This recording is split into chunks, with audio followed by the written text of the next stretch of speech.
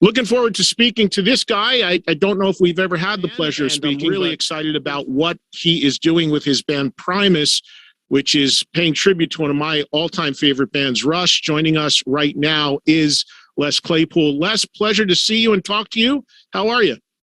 Ahoy there. I'm good. So we're talking about a tour here, a tribute to Kings, going out doing another run of playing the Rush album, A Farewell to Kings, in its entirety. Tell me about the experience of doing it the first time around, because obviously it was positive that you're doing it again. Yeah, I mean, it was pretty spectacular as far as an undertaking and as far as just an enjoyment level for us as musicians to play it. I actually look forward to every night, blowing through the Primus stuff and getting to the Rush album. It was so much fun to play. Plus, I got to wear silk robes. Oh, did you rock the whole look as well? I had to at least. It was kind of fake silk. It was a satiny, but yeah, I had to rock the robes. That was part of the deal, So, do you start with Primus stuff and end with Rush, or vice versa? It's kind of a sandwich. It's the Rush sandwich with Primus bread. We do some Primus, take a little break, put the robe on, and then we come out and do the epic Farewell to Kings record. And then you come out at the end to do a few more Primus songs. Is that the sandwich? Yes. It usually ends with a 20 some odd minute version of Southbound Pachyderm. So you basically, so you go in and you basically become like a Rush Superman, if you will, because you go in and you change into the robes, and then you've channeled 1977, and there you go. Let's go do Farewell to Kings. I like that Rush Superman metaphor. I'm the only one that puts the robe on. I don't know what the hell is going on with these other guys, but I bought 4 robes, and I'm the only one that's sported them so far. Talk about how the idea to first do this, and again, Primus has another run of doing a tribute to Kings, a pretty lengthy one too. It starts April 15th, Oklahoma City, ending June 25th in Vegas. Just go to the Primus website to see all the dates. But Les, was it you or who in the band first had the idea to do this? Well, it was always a joke throughout the years, well, what are we going to do? What are we going to do? What are we going to do next? Oh, we should go out and do Hemispheres in its entirety. We should do Hemispheres in its entirety. Ha, ha, ha, ha. And then one day we said, maybe we should go do Hemispheres in its entirety. And then we realized, well, first of all, you can't do Cygnus Part 2 before you do Cygnus Part 1. True. But just the notion of doing a Rush album in its entirety. And 2112 seemed a little too obvious. And Cygnus was always my favorite. When I was a kid, I saw Hemispheres live and the tour. And when they played Cygnus, they had the Rocinante on the big screen flying through the black hole. And it warped my little 14-year-old mind. And so I've always had a soft spot for that song. So the notion of playing that record because that song's on it was a very, very strong motivating force. When you first thought of this idea to do this, I'm assuming, because obviously it's very challenging music to play, and you guys are, in your own right, great musicians. I get that, but how did the other guys respond when you said, "Hey, let's go do all of A Farewell to Kings in the middle of a Primus set"? Was everybody down with it, or did somebody have to be sold a little bit? No, it was yes, because the thing is even when we all first got together in 1988, because I had Primus prior to that with different guys, and then they left. So Lur was no buddy of mine, and then Herb was just somebody we auditioned. But one of the things that we could connect on, because Lur had this metal background, but he was a Zappa head and a Jerry Garcia head, and Herb was into all this world music, and obviously it was obvious with the size of his drum kit that he must have listened to some Neil Peart. And me, I had all this eclectic, weird, and funk background. So we could connect on Rush. We just started playing Rush riffs, nothing in its entirety, because I don't think I ever knew any Rush songs in their entirety until this thing. But it's always been a bonding thing for us. And obviously touring with those guys and them becoming good friends of ours and whatnot. So it seemed like a very natural thing to do. It was a big undertaking. It's like saying, hey, let's climb Everest. We've climbed Lassen, we've climbed, a couple of hills around Concord. Let's try Everest, so what the hell? and it was a lot of work. We've never rehearsed so much in our lives as Primus than we did doing Farewell to Kings. Would you be doing this if Rush were still active and Neil hadn't passed away, or was this actually brought on a little bit by the fact that we don't have Rush anymore? Well, the idea for this came about when Neil was still on the planet at that time. We were supposed to do it. We were supposed to do it a while ago, and then we took the Slayer tour, and so we postponed it, and then COVID took a chunk out of everybody's calendar, and it got postponed again. So actually, when we were originally talking about it, it was mainly just for us to do, and also, yes, a tribute to our buddies. But Neil was still around at that time when we were first talking about it. Can you talk a little bit about you and the band's relationship with Rush over the years? You mentioned, of course, that you toured with them. Can you talk about that experience and how that, that blossomed into a friendship and a connection with the guys? Well, it was pretty surreal for young musicians. This was in the early 90s. And somebody at the record company said, "Hey, I know the Rush guys. I want to open for Rush." And it was just Roll the Bones tour. And we're like, duh. It was like an immediate friendship that was sparked. It was surreal because those were our superheroes when I was 14. They were my heroes. So to be a man in his mid-20s and all of a sudden just hanging out, broing down, jamming in the locker rooms on a daily basis with those guys was pretty surreal. So. But then it just became, well, they're our friends, after you get past the surreal element, and they're your bros, so. Well, and I'm fortunate to know those guys very well over the decades and have done a lot with them. And that's the thing about it, even from my perspective, not being a musician, doing what I do. I remember, as a kid interviewing them for the first time, maybe 30 years ago, it's like, holy shit. And then since then, of course, I'm in touch with the guys. I know them. And they're just, the thing about Rush and them as people is they're such extraordinarily nice, unassuming people that you can very quickly go from that, holy shit, there's Geddy, there's Alex, to, hey, bud, how are you? And they're always going to be those guys. But as a credit to them as human beings, they are just such regular, chill people that you can get comfortable around them very quickly. Yeah. I'm a very fortunate human. I tell my kids this all the time. If you get to do what you enjoy for a living, you've won the game. Whether you're making $500 a night or $500,000 a night, it's true. Just the fact that you get to get up every day and go, I get to go do what I enjoy for a living. And it kind of tarnishes it a little bit, but it's still fucking awesome. So, and because of that, I've got to meet a lot of my heroes over the years. And for the most part, they've all been really wonderful, wonderful people. They've become good friends. I'm in a band with Stuart Copeland. What the hell's going on there? And he's one of my best friends. So for me, when I look at my resume, I'm very, very proud of the people I've got to work with and meet, and more than anything, befriend, So, and it's glorious when you meet your heroes, and it's extra glorious when you find out they're actually just wonderful people, So, and those guys are wonderful people. And needless to say, Geddy, as a bass player, an influence on you, and can you talk a little bit about the impact he had as a player? Because if I'm not mistaken, I had Geddy on my show twice, actually, for his Big Beautiful Book of Bass that he did, which is just this, I'm sure you have it, this incredible, expansive book. And you're in it, right? So obviously there's that connection. But you mentioned as a kid, seeing Rush, it blew your mind. Was that an inspiration to play bass, or were you already playing bass at that point? I think I had been playing bass for 2 months when I saw the Hemisphere show. And I bought scalp tickets and drank 3 warm Lowenbrows, threw up in the parking lot, and I was 14, and it was the greatest night of my life at that point. So it was amazing to stand there in front of the stage and see Geddy's bass as they were setting up all their equipment and just drooling over it, because that was what I wanted more than anything, was a Rickenbacker, but I just didn't have any money. But so he was a huge part. It was, I had a crappy record collection. We just didn't have any money.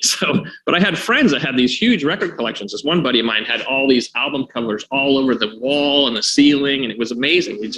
We'd go and hang out at his house and smoke weed and just sit around and listen to all his records. And so I'm sitting there, Geddy Lee, oh, Geddy Lee's the best. Oh, Geddy Lee's the greatest thing in the world. Oh my God, Jesus Christ, Geddy Lee. And he was older, and he's like, I like Geddy. Geddy's amazing, but you got to listen to this guy. And he played me some Larry Graham, and then he played me some Stanley Clarke. And so in the beginning, Geddy, my whole world was about Geddy until I discovered some of these other guys, and then I blossomed into this amalgamation of that I am now. But definitely Geddy, like when Geddy came to my house to interview me for that book.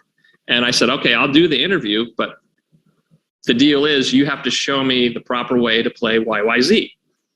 And he did. And I've been playing it wrong all these years. So, and you sit with Geddy, and just the way he phrases things and the way he fingers things, you're just like, oh my God, it's Geddy Lee. Nobody does it like that. He just, like, I was playing the right notes, but I was playing them totally different than the way he does it. So that's what makes him Geddy Lee. It's like, what makes frickin' Hendrix sound like Hendrix? It's the way he approaches his instrument. It's not necessarily buttons he pushes and things he stomps on. So Geddy Lee is Geddy Lee. You mentioned Hemispheres a couple of times. He's an adjective for himself.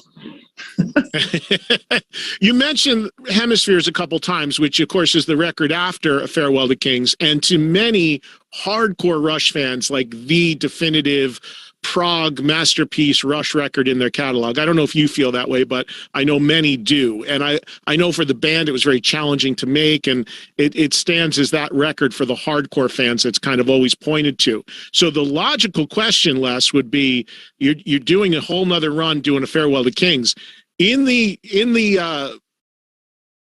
forward-thinking role of the next time around, would you like to go out and tackle Hemispheres and maybe do that at some future tour? I mean, we always joke about doing that. Yes, you got to finish Cygnus. You got to play the whole Cygnus saga.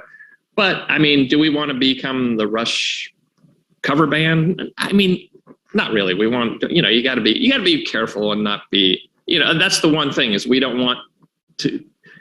This is a thing that's fun for us, and it's a tribute to our bros, and we don't want to just feel like or have people perceive us as like, hey, Neil has left the planet, the band doesn't play anymore, these guys are milking the cow. You know what I mean? So we got to be a little careful with it, but we might learn it and play it on our own. It's just around the practice room. I don't know, but there's no plans to do it.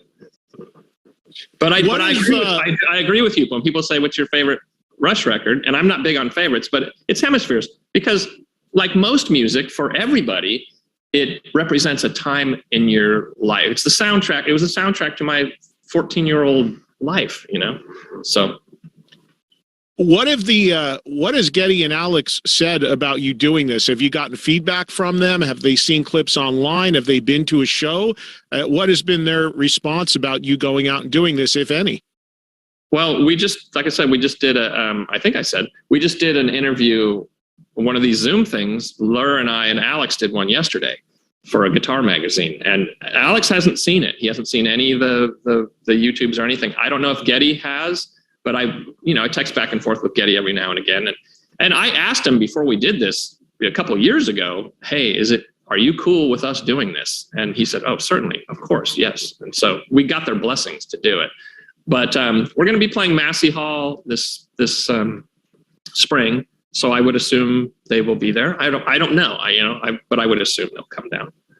Well, when I looked at the Primus website to see all the dates, say that on the air. well, look, it doesn't.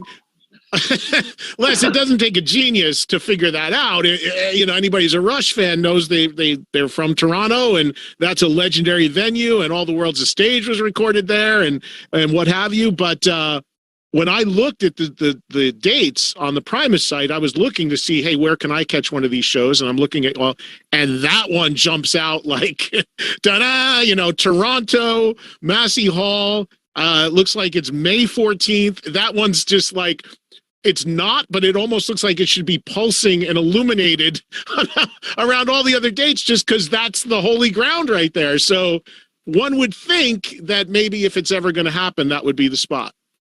Yeah, I mean, who knows?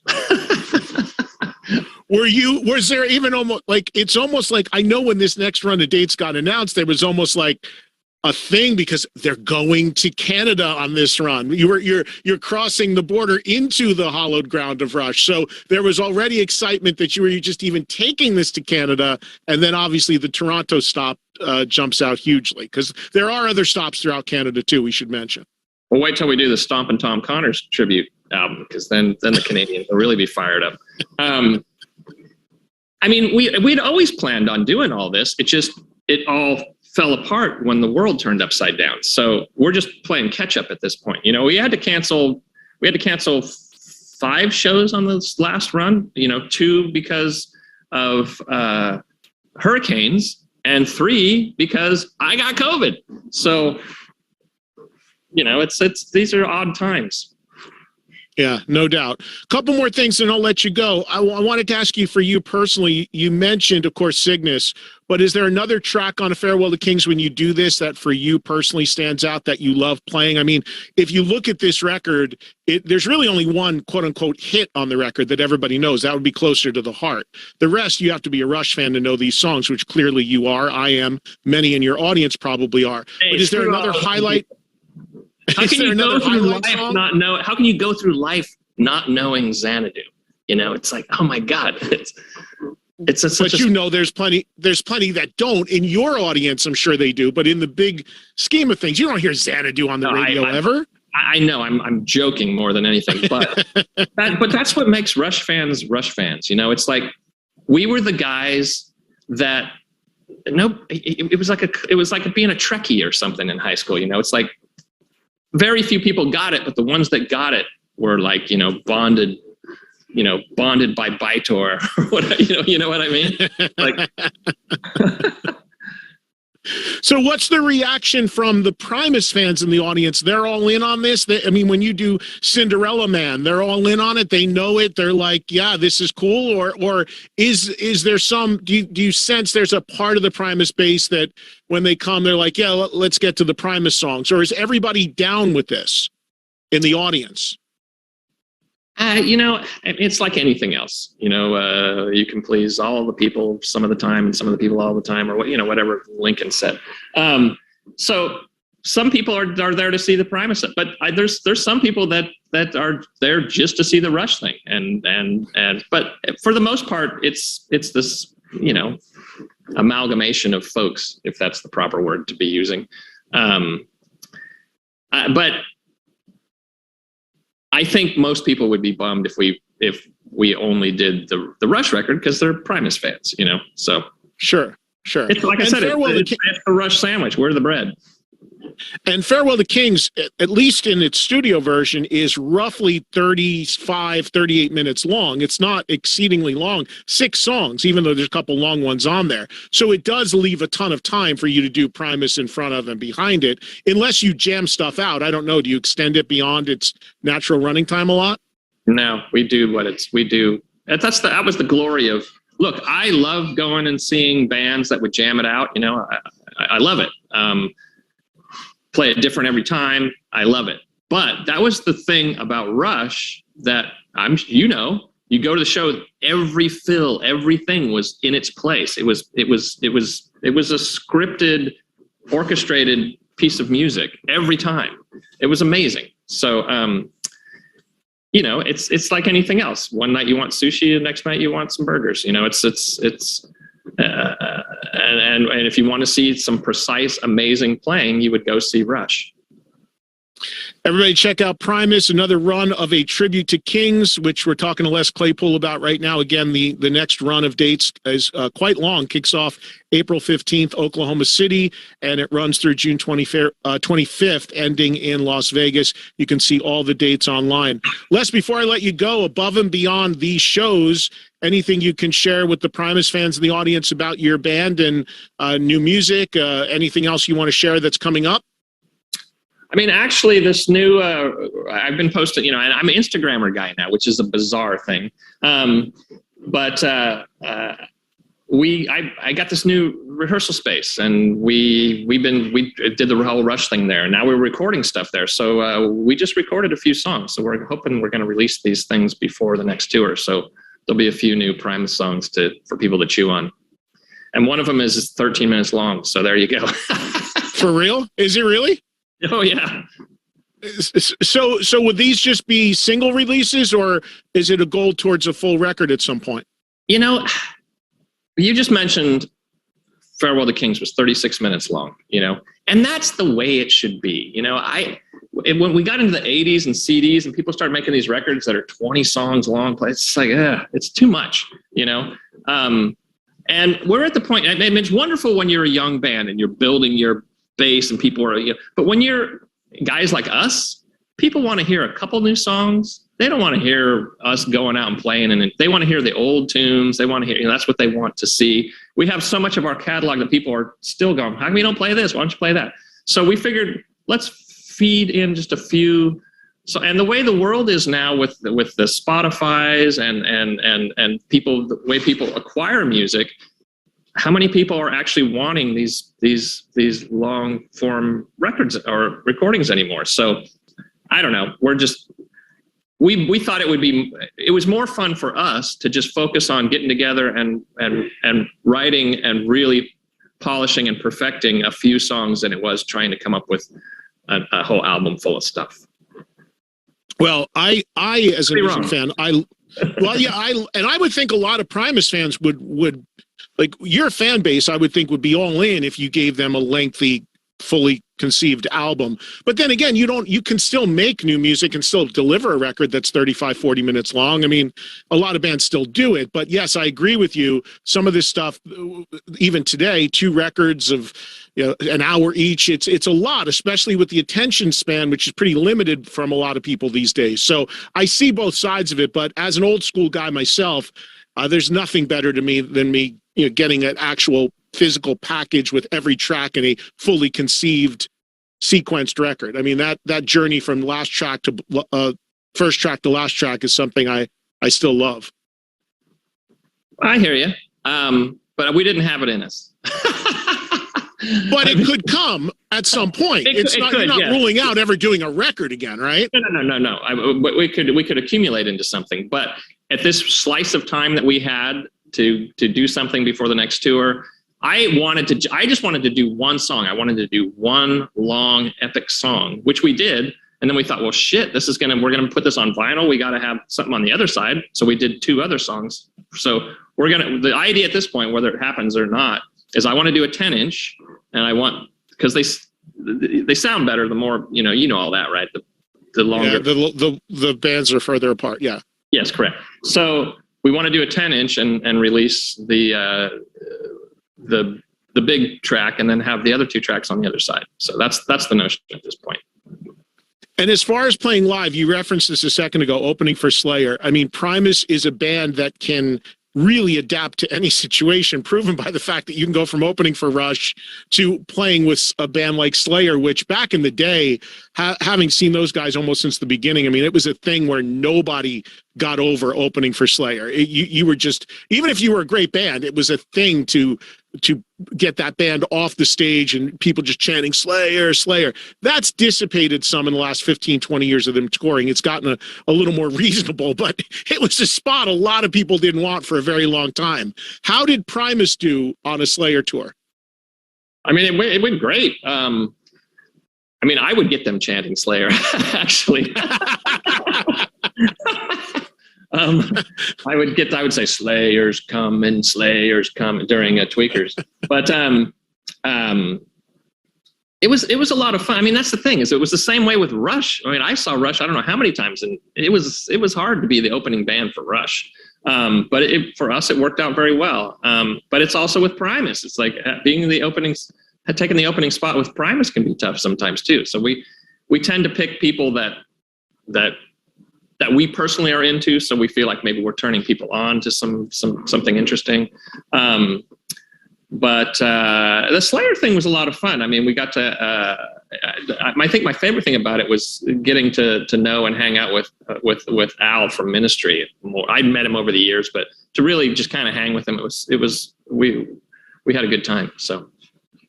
Yeah, no doubt. All right. Well, listen, it's great to talk to you. I appreciate a few minutes here today. And again, everybody check out Primus, the A Tribute to Kings tour, Farewell to Kings by Rush in its entirety with Primus tunes before and after it. And again, the dates are all online. Les, thank you so much. I hope to catch one of these shows. I'm really looking forward to seeing it eventually. And all the best to you. Keep us posted on what you have going on. All right. Thank you very much.